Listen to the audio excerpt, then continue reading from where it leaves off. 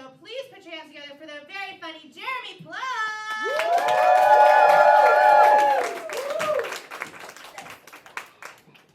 Oh, hey, you guys again. I want to start off with a bit of honesty. My name's Jeremy Plum. I'm a liar. Yeah. I like to tell people I'm into coin collecting. I'm just poor. I grew up really poor, and my mom didn't hide it. She was very honest. I remember once I was in 3rd grade, I asked her what the poverty line was. Because you know how kids are super into Reaganomics. And I'll never forget what she told me. She said, "Hun, that's something so far above us, you'll never have to worry about it." Now finish your sandwich. It sucked, but it wasn't the worst thing ever said to me over a PB&J. That was nice. But like I'm 31 now, and I have a job. But like I'm making money now, like, and I think we all have our own definition of what being rich is. I think for some of us, it was a pool in your backyard or a fancy car in your garage. I always thought being rich meant that you had an ice dispenser in your fridge. And I'm happy to say, in the year of our Lord 2025, I don't have that.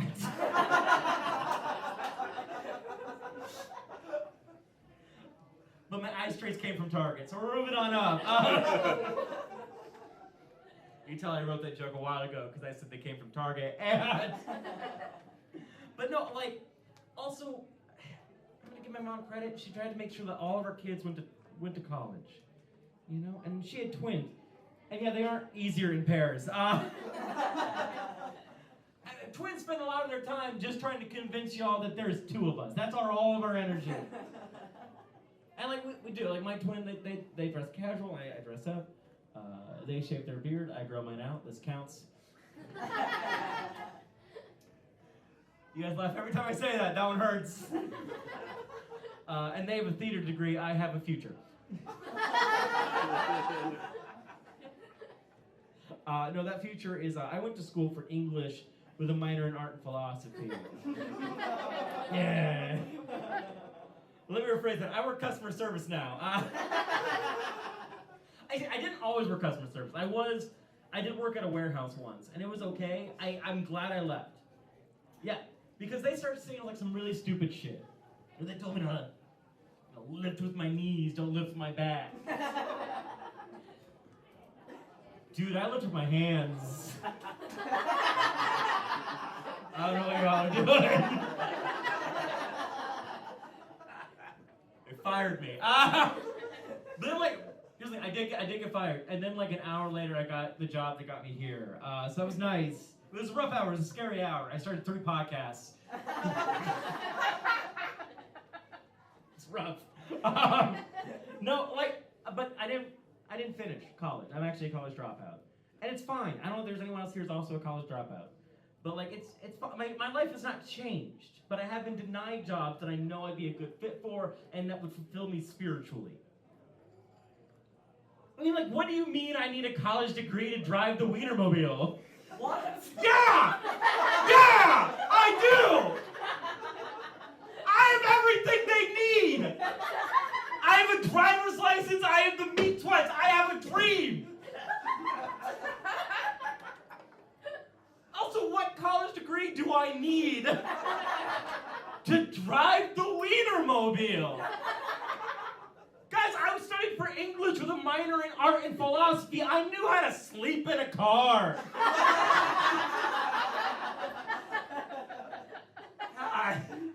I like it now. I like doing customer service. I do. It's nice. I'm cocky at it, though. I'm so good at it that I'm doing things and I'm saying things I shouldn't be doing.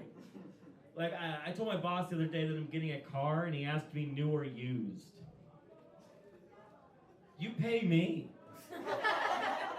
You know what it's gonna be. New or used. Stolen! That's what it's gonna be. Now I read the train. Actually, here's the thing, I've just moved here from Chicago. I don't know if... I moved here. I'm a transplant. I don't know if anyone else here is a transplant. Yeah, I moved here with... Where are you from?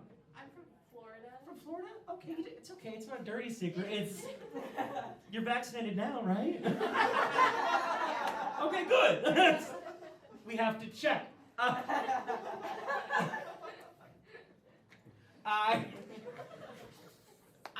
moved here for a dream. I think the same dream we all had, right? Just to listen and gamble on all CTA vehicles. And it's... I've been here a year now, this month, and don't apply, you're right. And I just uprooted my life for y'all, but that's cool. Fuck you.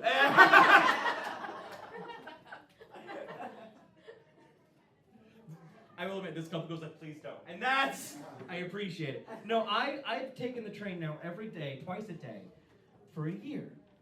And not once has somebody masturbated on the same train as me. Yeah.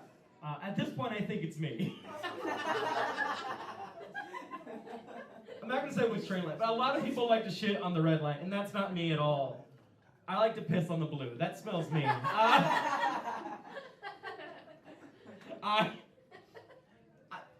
Go back to my planned stuff for a minute. Cool. Not funny, not funny. That's fine. Okay, I'll go. But like, I like being. Like I take breaks at work, and while I'm working. Do any of y'all take online personality tests? Yeah. Florida does. Yeah, that makes sense. I like them, but I don't like the results. You know those results they tell you if you're an introvert or an extrovert or a Libra. And like. Every time I take them, they just keep telling me that I'm wasting company time. Whatever that means. I'm glad you guys laughed at the Libra line. That was fun. That was fun. I'm glad.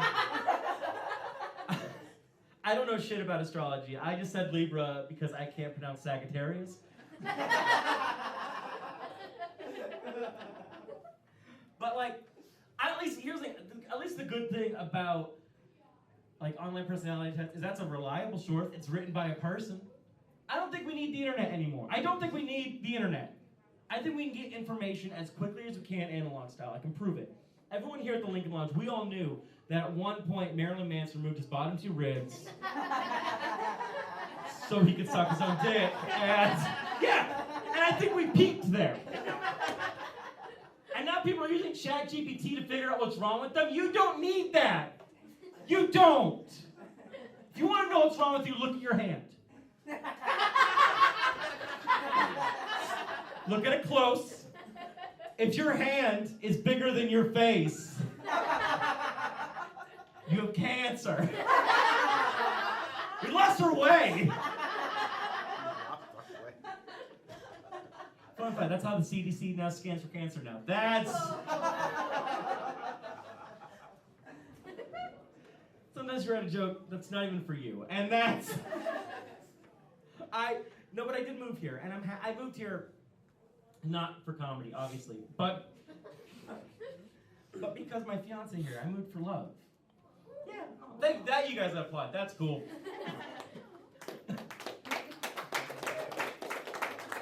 It's too late, and I think deep down you knew that.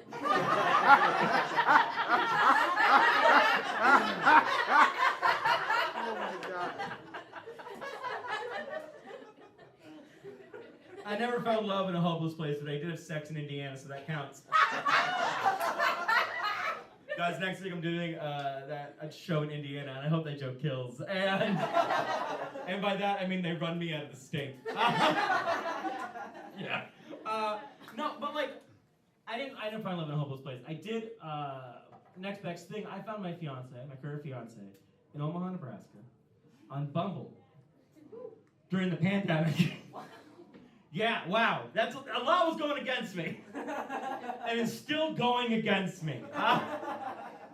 But I think it's because I had a really good dating bio. I described myself as a dog of a man. Yeah.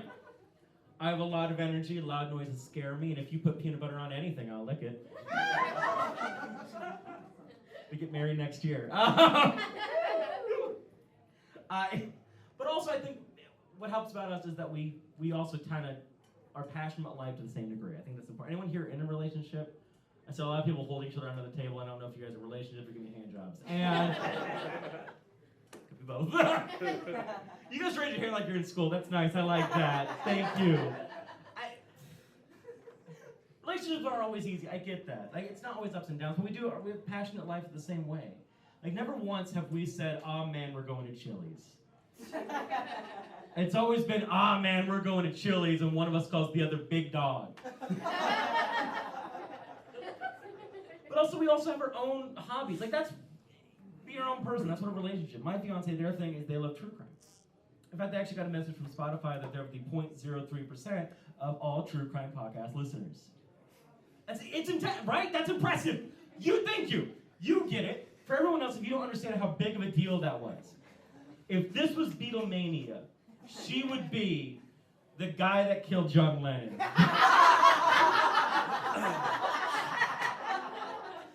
Just a big fan. That's. But like, thank you.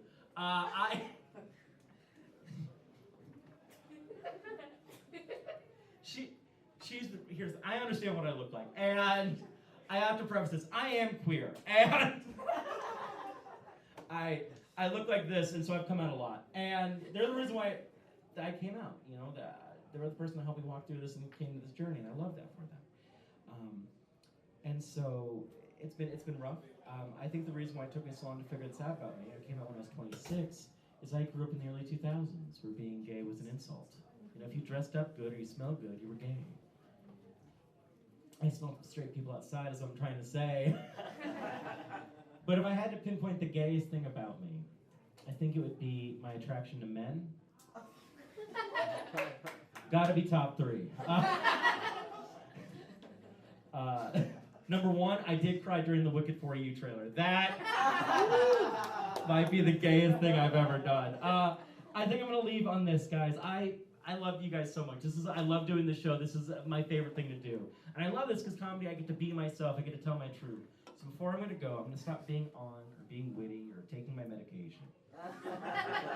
Zoloft girly, by the way. Working man's SSI. Do you mind if I tell my truth? Yes.